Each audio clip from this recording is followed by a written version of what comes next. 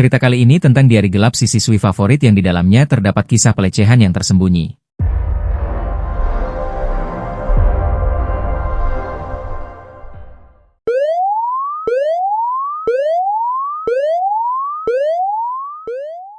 Di SMK Cakrawala Utama, sekolah unggulan di pinggiran kota, nama Aluna selalu muncul di setiap sudut obrolan. Gadis kelas 11 jurusan Desain Komunikasi Visual itu dikenal sebagai murid berprestasi, pandai bergaul, dan punya senyum yang menenangkan. Ia adalah kebanggaan sekolah, siswi favorit yang selalu jadi panutan. Tapi, tak ada yang tahu, di balik senyuman lembut itu, Aluna menyimpan rahasia yang kelam. Setiap pagi, Aluna datang ke sekolah lebih awal dari siapapun. Ia suka duduk sendiri di taman belakang, mencoret-coret buku gambar atau sekadar memandangi langit. Baginya, tempat itu adalah zona aman, satu-satunya ruang di sekolah yang masih terasa bersih. Teman-temannya mengira Aluna hanya sedang fokus mengejar lomba desain nasional, atau sedang sibuk dengan persiapan magang di studio desain ternama. Tapi kenyataannya, Aluna sedang berjuang untuk bertahan. Semua bermula saat Pak Gino, guru senior mata pelajaran produksi grafis, mulai memberi perhatian yang terasa berbeda. Awalnya, hanya sekadar pujian di depan kelas. Karya kamu paling menonjol, Aluna. Punya sentuhan profesional, katanya sambil tersenyum. Aluna yang awalnya bangga, perlahan mulai merasa tak nyaman saat Pak Gino mulai memanggilnya ke ruang guru hanya berdua, menawarkan bimbingan khusus setelah jam sekolah. Biar kamu makin siap ikut lomba, Pak bantu koreksi semua portofoliomu. Tapi kamu harus datang ke ruang multimedia setelah kelas usai ya, jangan kasih tahu siapa-siapa, biar fokus, kata Pak Gino suatu sore. Hari itu jadi awal dari ketakutan yang panjang. Di ruang multimedia yang sepi, Aluna mulai merasakan gelagat aneh. Pandangan Pak Gino menempel terlalu lama, pujiannya berubah jadi komentar soal penampilan, dan sesekali tangannya menyentuh bahu Aluna terlalu lama. Aluna ingin menolak, ingin melapor. Tapi siapa yang akan percaya? Pak Gino adalah guru senior, terkenal ramah, dan sudah belasan tahun mengajar. Aluna itu anak emas Pak Gino, kata salah satu guru BK saat membahas peserta lomba. Ketakutan itu semakin menjadi saat Pak Gino mulai mengancam secara halus. Kalau kamu nggak datang, nanti nilainya bisa turun, sayang ya, katanya sambil tertawa kecil. Ancaman terselubung itu membuat Aluna terjebak. Ia takut kehilangan nilai, takut gagal lomba, dan paling takut, dicap murid pembuat onar. Setiap malam, Aluna menuliskan semua yang ia alami ke dalam buku hariannya, buku bersampul merah yang ia sembunyikan di laci rahasia meja belajarnya. Itu satu-satunya tempat di mana ia bisa bicara jujur. Aku benci sekolah. Aku benci ruang multimedia. Aku benci jam 3 sore. Tapi aku harus tetap datang. Harus tetap tersenyum. Karena kalau aku bilang sesuatu, semuanya akan bilang aku gila. Di sekolah, Aluna tetap siswi favorit. Di rumah, ia tetap jadi anak kesayangan ayah dan ibu yang bangga pada prestasinya. Tapi di dalam dirinya, Aluna mulai runtuh perlahan. Tak ada yang tahu, bahwa di balik senyum Aluna saat maju menerima penghargaan karya terbaik, ia sedang menahan gemetar. Tak ada yang tahu bahwa setiap pujian dari guru terasa seperti pisau yang mengiris pelan-pelan. Hingga suatu hari, Aluna tak lagi datang pagi. Ia tak duduk di taman belakang. Ia menghindari Pak Gino. Tapi ancaman baru datang dalam bentuk pesan singkat di ponselnya. Kamu ingat ya, file desainmu ada di laptop Pak. Jangan sampai hilang. Aluna memeluk erat buku harian merah itu. Ia tahu, waktunya sudah dekat. Entah apa yang akan ia lakukan. Tapi satu hal pasti, ia tak bisa diam lebih lama. Taman belakang SMK Cakrawala Utama yang dulu jadi tempat favorit Aluna kini terasa asing. Daun-daun kering berserakan di bangku kayu tempat ia biasa duduk pagi-pagi. Sejak pesan dari Pak Gino masuk ke ponselnya, Aluna tak lagi merasa aman dimanapun. Bahkan di taman, di kelas, apalagi saat berselisih jalan dengan sang guru di lorong. Hari-hari Aluna menjadi lebih sunyi. Ia mulai menjauh dari teman-teman, termasuk dari Mita sahabatnya sejak kelas 10. Lu kenapa sih akhir-akhir ini? Biasanya cerewet banget, sekarang kayak bayangan doang, tanya Mita suatu siang. Aluna hanya menggeleng, menunduk, pura-pura sibuk menggambar di sketchbook. Dalam hatinya, ia ingin berteriak, tapi mulutnya terkunci oleh rasa takut. Ia tahu, Mita bukan orang sembarangan. Mita bisa jadi sekutu yang kuat. Tapi bagaimana kalau justru Mita tak percaya dan malah menyebarkan cerita? Di kelas, Pak Gino tetap bertindak seperti biasa. Tak ada yang berubah dari cara bicaranya, senyumnya, bahkan sapaan lembutnya pada murid lain. Tapi setiap kali mata Aluna dan Pak Gino bertemu, tubuh Aluna otomatis menegang. Seperti tubuhnya tahu bahwa sosok itu menyimpan bahaya. Ketika jam pulang sekolah, Aluna sengaja menunggu lebih lama di perpustakaan, berharap Pak Gino tak mencarinya. Tapi ternyata ia salah. Dalam sepi ruang baca, suara kaki mendekat membuat jantungnya berdegup kencang. Kenapa ngumpet di sini? Gak mau lanjut bimbingan? Suara Pak Gino muncul begitu dekat, terlalu dekat. Aluna spontan berdiri dan memeluk bukunya erat-erat. Saya mau pulang, Pak. Lagi nggak enak badan. Yakin? Nanti desainnya bisa ketinggalan jauh loh. Sayang kalau kamu nggak menang. Cuma kamu kok yang saya bimbing kayak gini. Spesial.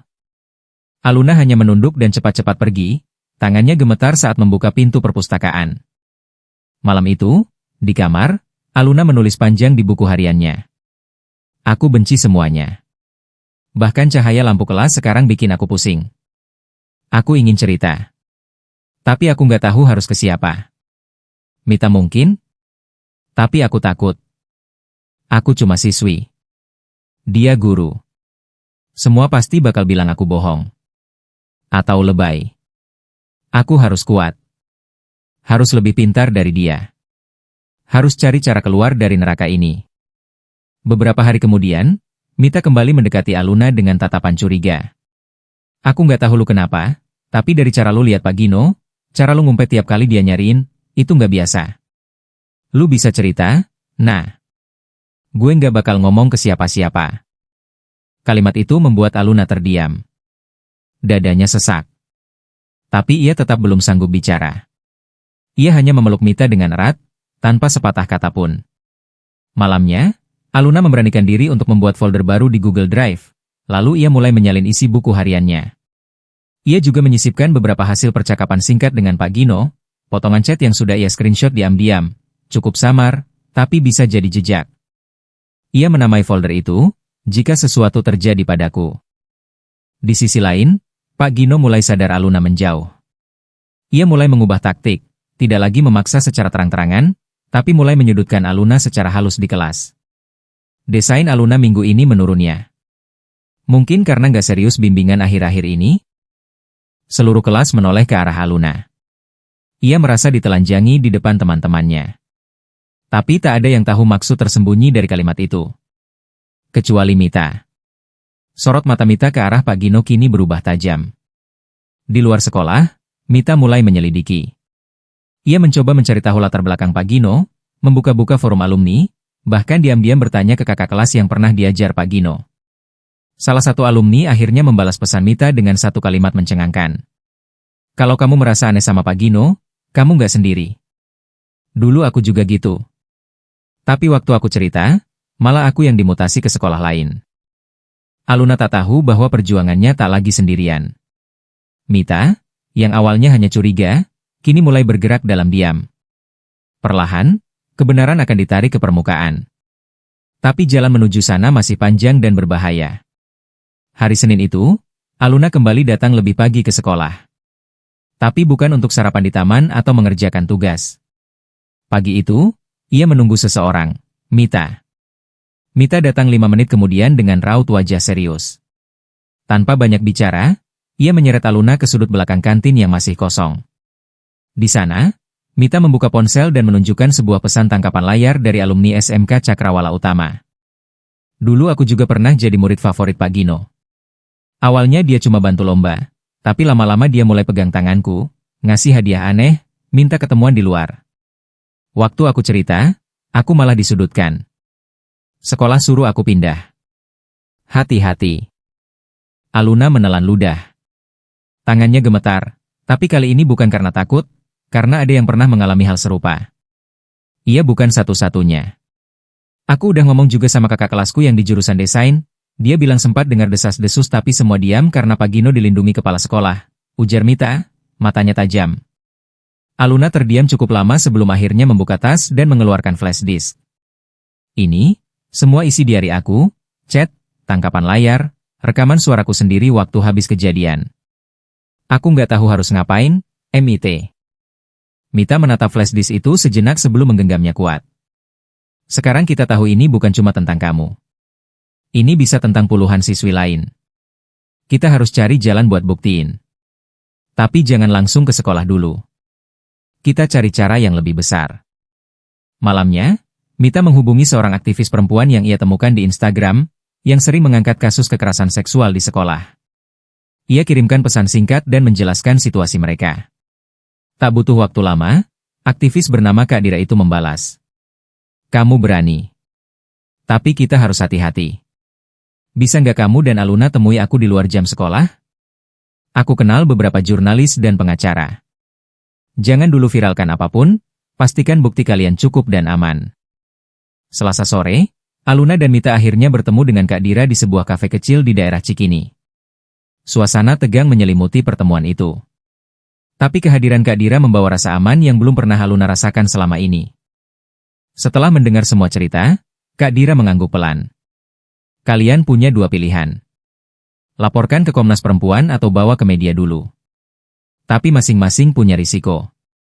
Sekolah bisa balik menyerang. Bahkan bisa memutarbalikkan cerita. Kita harus rapi dan siap mental. Sementara itu, di sekolah, Pak Gino mulai curiga. Ia menyadari Aluna dan Mita makin sering berdua. Pandangan mereka berbeda. Tidak lagi ketakutan, tapi seperti sedang menyusun sesuatu. Sore itu, ia memanggil Aluna ke ruang guru, dengan alasan membahas lomba desain. Aluna, akhir-akhir ini kamu menghindar ya? Jangan bilang kamu lupa siapa yang bikin kamu bisa punya prestasi, ujarnya sambil menyodorkan kopi. Aluna tidak menyentuh kopi itu. Ia duduk diam. Tapi kali ini ia menyalakan perekam suara di saku roknya, tanpa berkata sepatah kata pun. Pak Gino mendekat, tangannya menyentuh bahu Aluna. Kita bisa mulai lagi dari awal, asal kamu nurut. Jangan buat masalah, ya? Aluna pura-pura tersenyum, lalu berdiri dan berpamitan.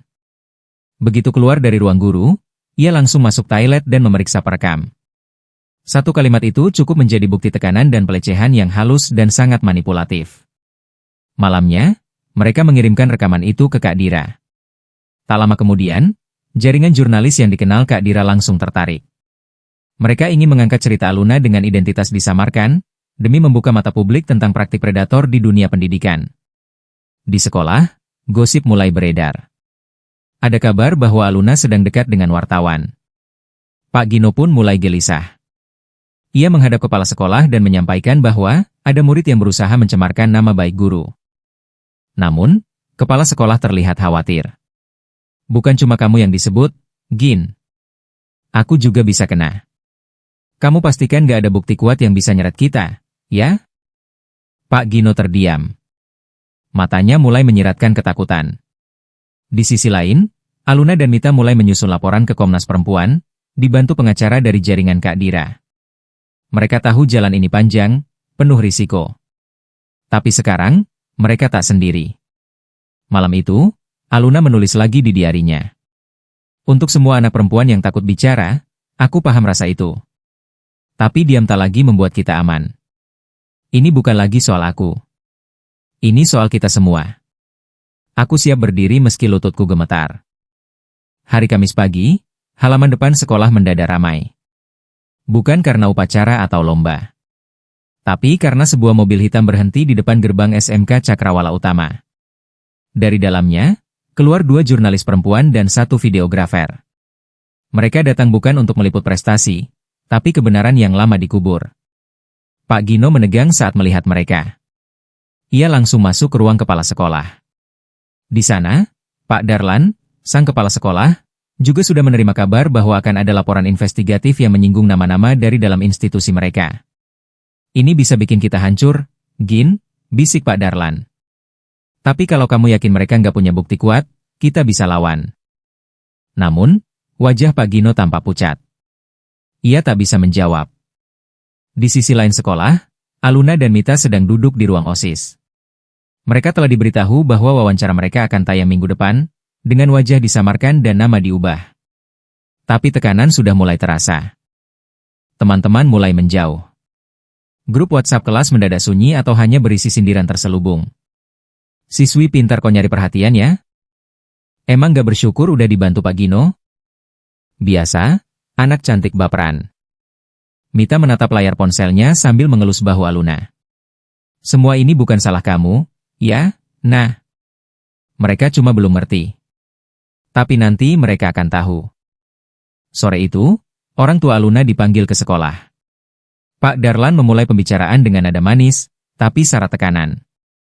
Kami hanya ingin memastikan anak ibu dan bapak tidak terseret pada isu-isu negatif yang bisa merusak masa depannya. Ibunya Aluna, Bu Rina, menatap tajam. Ia sudah tahu lebih dulu dari anaknya tentang kasus ini, bahkan ikut mendampingi dalam konsultasi hukum. Justru kami di sini ingin tahu kenapa sekolah membiarkan anak-anak kami dijadikan sasaran oleh guru yang menyalahgunakan posisinya. Wajah Pak Darlan berubah. Bukti mana?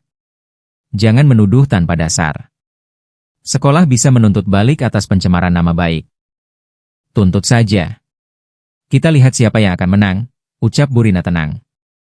Malam itu, wawancara Aluna dan Mita tayang di YouTube sebuah kanal media investigatif ternama. Meski wajah mereka diblur, suara dan cerita mereka mengguncang dunia maya. Judulnya mencolok. Siswi favorit buka suara. Guru berprestasi ternyata predator. Video itu viral. Dalam semalam, trending Twitter penuh dengan tagar. Lawan pelecehan. Sekolah bukan tempat berbahaya. Dukung Aluna. Namun, tak semua reaksi positif. Akun-akun anonim mulai menyerang. Muncul tuduhan bahwa Aluna cuma cari sensasi. Bahkan ada yang membocorkan foto-foto lamanya saat ikut lomba dengan Pak Gino, seolah membuktikan kedekatan mereka. Mita jadi sasaran juga. Nomor ponselnya tersebar. Ada yang menelepon tengah malam, mengancam agar mereka berhenti. Keesokan harinya, ruang guru mendidih. Sebagian guru mulai mempertanyakan kenapa nama sekolah ikut terseret. Guru Bahasa Indonesia, Bu Leli, secara terbuka menyuarakan keberpihakannya pada korban saat rapat. Kita terlalu lama diam. Kalau memang Pak Gino tidak bersalah, hadapi secara terbuka. Tapi kalau dia salah, jangan korbankan anak-anak kita demi citra. Pak Darlan hanya menatap sinis. Bu Leli, Anda tidak berwenang menyimpulkan apapun. Namun hari itu, keheningan mulai retak. Beberapa guru mulai membisikkan cerita-cerita lama. Bahwa memang dulu ada murid yang tiba-tiba pindah setelah terlalu dekat dengan Pak Gino. Tapi tak pernah ada yang cukup berani bertanya lebih jauh. Hari Sabtu, Aluna dan Mita diundang sebagai narasumber di sebuah forum remaja yang digelar LSM dan Komnas Perempuan. Di sana, mereka disambut ratusan siswa dari berbagai sekolah yang ingin mendengar langsung. Suara Aluna bergetar, tapi lantang. Aku tahu aku akan diserang. Tapi kalau aku diam, nanti yang lain juga akan jadi korban. Kalau bukan kita yang bersuara, siapa lagi? Malamnya, email dari seorang siswi kelas 10 masuk ke akun pengaduan yang dibuka Kak Dira. Aku juga pernah disentuh Pak Gino pas dia koreksi cara dudukku waktu lomba. Aku takut banget. Tapi sekarang aku tahu, aku nggak sendiri. Pak Gino semakin terpojok. Ia coba menghapus rekaman CCTV lama, menghapus chat, bahkan mendekati guru lain agar bersaksi mendukungnya. Tapi penyelidikan mulai berjalan. Komnas Perempuan resmi mengirim surat permintaan klarifikasi ke sekolah. Media terus mengangkat kasus ini. Alumni mulai bersuara. Bahkan pihak Dinas Pendidikan mulai memantau langsung. Pak Gino mulai kehilangan kendali. Untuk pertama kalinya, dia merasa takut. Pagi itu, sekolah terlihat seperti biasa. Murid-murid datang dengan seragam rapi, guru-guru berjalan dengan map di tangan. Tapi aura tegang menyelimuti SMK Cakrawala Utama. Semua mata tertuju pada satu ruangan, ruang kepala sekolah. Di dalamnya, Pak Darlan duduk bersama perwakilan Dinas Pendidikan, perwakilan Komnas Perempuan, dan seorang polisi berpakaian sipil. Di sisi lain, Pak Gino duduk dengan wajah kaku. Ia mencoba menyembunyikan kegugupan di balik senyuman kecil dan sesekali memperbaiki kerah bajunya. Kami telah menerima 4 laporan resmi dari korban yang berbeda, kata petugas dari Komnas Perempuan. Semuanya memiliki kesamaan pola. Kami juga memiliki rekaman pesan, saksi dari guru, serta pernyataan dari wali murid. Pak Gino masih mencoba membantah, itu fitnah. Mereka semua menekan saya karena saya disiplin. Tapi kali ini, tak ada yang membelanya. Bahkan Bu Sari, guru matematika yang dulu sempat dekat dengannya, memilih diam. Ia tahu betul siapa yang selama ini bersembunyi di balik guru berprestasi. Di luar ruangan, Aluna dan Mita menunggu didampingi Kak Dira. Kali ini, mereka tak sendiri. Dua siswi lain, yang semula hanya mengaku lewat surel, kini ikut hadir untuk memberi keterangan langsung. Salah satunya, seorang siswi kelas 10 bernama Farah, yang sebelumnya tak dikenal Aluna. "Terima kasih sudah berani duluan," kata Farah pelan. Tangannya gemetar saat menggenggam buku di pangkuannya. "Aku pikir cuma aku yang ngerasa dilecehkan. Tapi kalian bikin aku sadar, aku bukan satu-satunya." Aluna tersenyum kecil. Rasa takut di dadanya masih ada, tapi kini ada juga kekuatan yang tumbuh. Kekuatan dari solidaritas. Sore harinya, pihak sekolah mengumumkan secara terbuka, Pak Gino dibebas tugaskan sementara waktu sambil menunggu hasil investigasi lanjutan dari pihak berwenang. Walaupun belum dipecat, keputusan ini menciptakan efek besar. Di media sosial, gelombang dukungan terus mengalir. Banyak alumni SMK Cakrawala yang mengaku dulu juga pernah melihat kejanggalan, tapi tidak berani bicara. Tagar bongkar predator sekolah dan kami bersama Aluna menjadi trending topik 2 hari berturut-turut. Media nasional mulai meliput kasus ini secara masif. Namun bukan hanya pujian yang datang. Aluna dan Mita tetap mendapat tekanan. Sekelompok siswa yang fanatik terhadap Pak Gino si guru favorit mulai menuduh mereka menjatuhkan sekolah.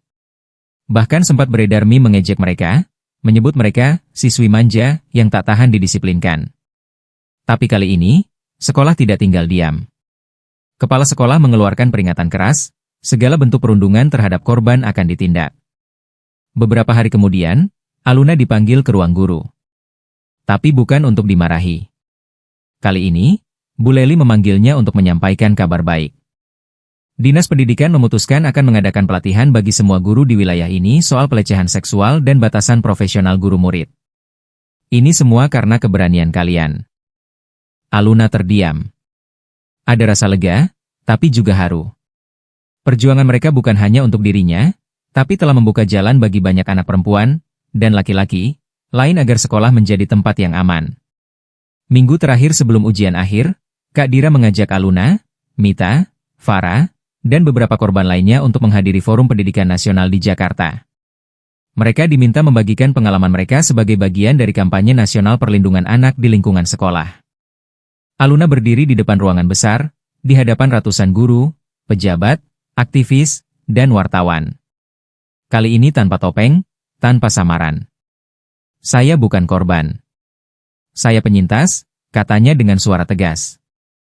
"Dan saya tidak menyesal bicara.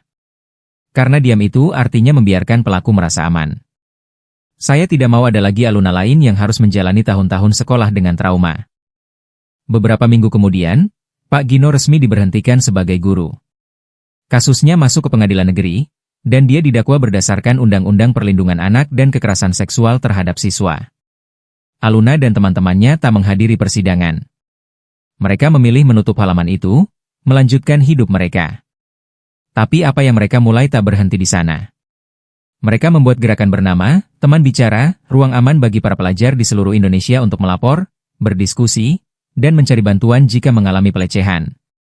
Kini, nama Aluna bukan hanya dikenal sebagai siswi favorit di sekolahnya, tapi sebagai simbol keberanian bahwa ketika kebenaran diperjuangkan bersama, bayangan gelap sekuat apapun tak akan bisa menyembunyikan cahaya. Jika kamu merasa kuat saat melecehkan perempuan, itu bukan tanda keberanian, itu tanda kelemahan moral yang memalukan. Jika kamu merasa bangga melecehkan perempuan, suatu saat dunia akan memperlakukanmu dengan rasa malu yang sama.